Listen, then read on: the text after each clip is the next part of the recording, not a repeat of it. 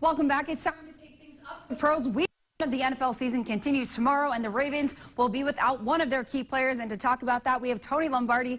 Thank you so much for joining us tonight. Well, first things first, the Ravens announced yesterday that Brashad Perriman will not be playing in tomorrow's game in Denver. What played a factor into keeping in this decision to keep him sidelined? I think John Harbaugh is just deferring to the doctors, and the doctors are basically saying he needs some rest. And if you look at it from one perspective, that, you know, maybe you might miss him, he'll get off to a slow start, but would you take a slow start for him or no start and have him be stronger at the end of the season? And I think that's what they want to do. So I think at the end of the day, the Ravens are doing the right thing in the long run, because let's face the NFL season, it's a marathon, and a lot of things can change during the course of the season. All right, well, staying with injuries for a moment, the offensive line has seen its fair share leading up to week 1 against the Broncos. Nothing too serious, but definitely not what you want to see early in the season, especially with your O-line. Will they be ready for tomorrow's game in Denver? The injuries haven't been real major injuries. They've been kind of nicks and bruises and subtle setbacks. I know Monroe had a wrist problem, and Kelechi Osemele had an Achilles issue.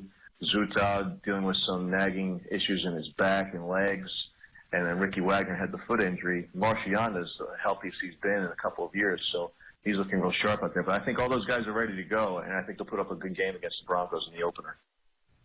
All right, well, in 2013, the Ravens opened up their season on the road against the Broncos with a 49-27 loss.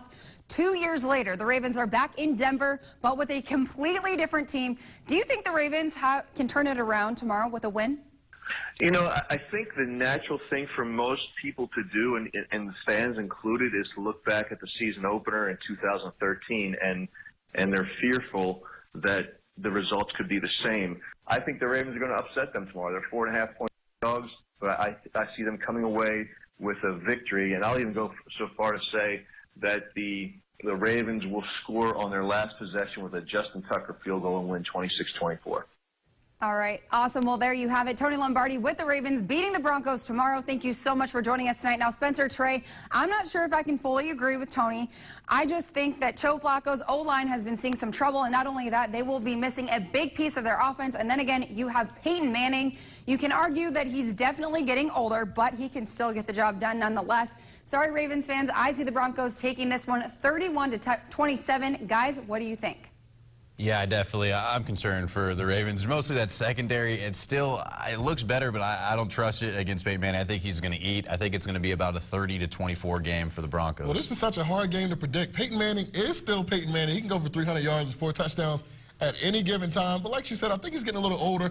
And I think if that Ravens pass rush can generate enough pressure to get to him, I think they'll be successful. I'm taking the Ravens 27-23. You see, I got my purple. I was like saying, wearing your purple, so it makes sense. All right, guys, one more block to go, but the best one nonetheless.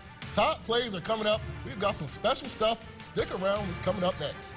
Head coach Brendan Ireton, Kent County Trojans. You're watching Delmarva Sports Insider.